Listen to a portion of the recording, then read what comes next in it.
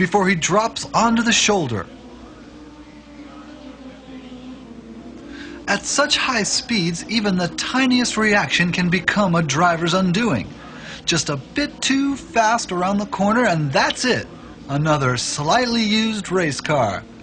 But this Indy car racer, now on its way back to the garage, will receive plenty of attention by a host of top mechanics and will no doubt see yet another day at the racetrack.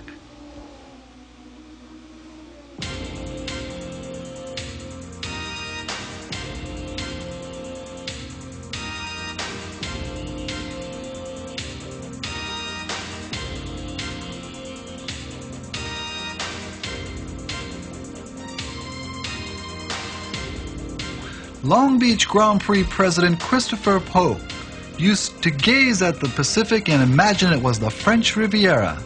His dream was to create a world-renowned track in Long Beach worthy of the Grand Prix circuit. So he acquired the services of Grand Prix great Dan Gurney to lay out a course along the streets of Long Beach.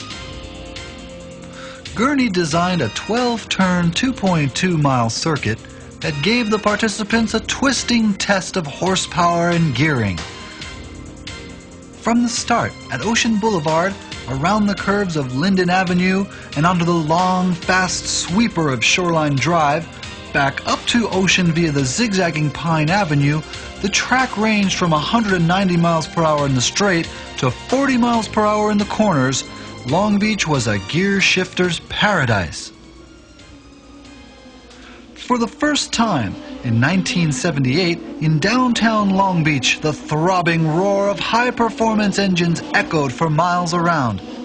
But out on the track, drivers from all over the world were competing on a very tricky and unforgiving circuit, which had several surprises in store.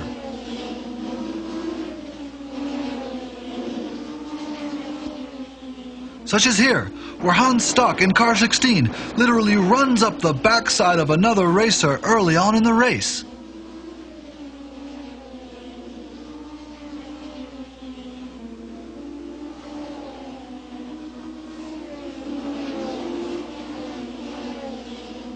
The Long Beach Grand Prix stands unrivaled as a test of skill, courage, and of course, reflexes.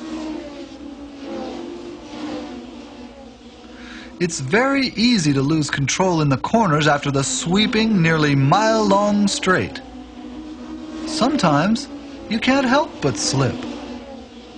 And when you're fighting for the inside line, sometimes you'll resort to anything, as proven by Carlos Rootman on the inside, who has spun and is facing the track, and Patrick Tambay, who has gotten stuck on the outside and is facing the wall with really no place to go. Rootman, who had won 22 races that year, checks briefly for damage and makes a break for it.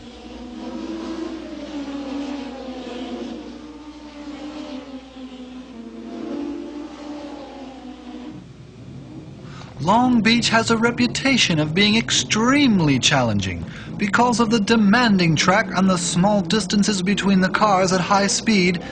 Anything can happen. Such as here, the beginning of the 1979 Long Beach Grand Prix. Trouble in the cramped driving conditions, especially in the first lap, is worse than driving in rush hour traffic.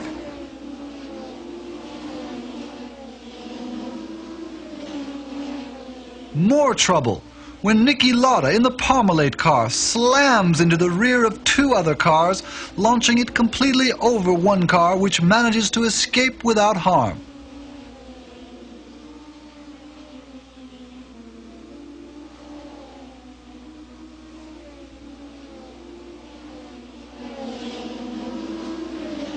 The one fear of all mechanics, track officials, and of course the drivers is fire.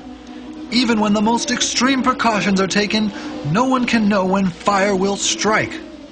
Like here, when René Arnoux' engine bursts into flames. Even if you do grab the inside, there's no guarantee you'll make it round the corner, demonstrated here by Carlos Rootman in number 2 in the Black Martini Lotus.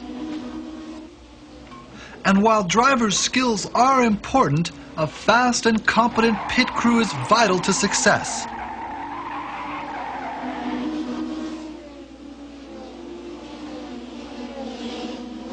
Here, Jean-Pierre Jarier almost smacks Jody Scheckter in the red Ferrari. But Scheckter manages to stay in a lower gear and passes Jarier from the outside.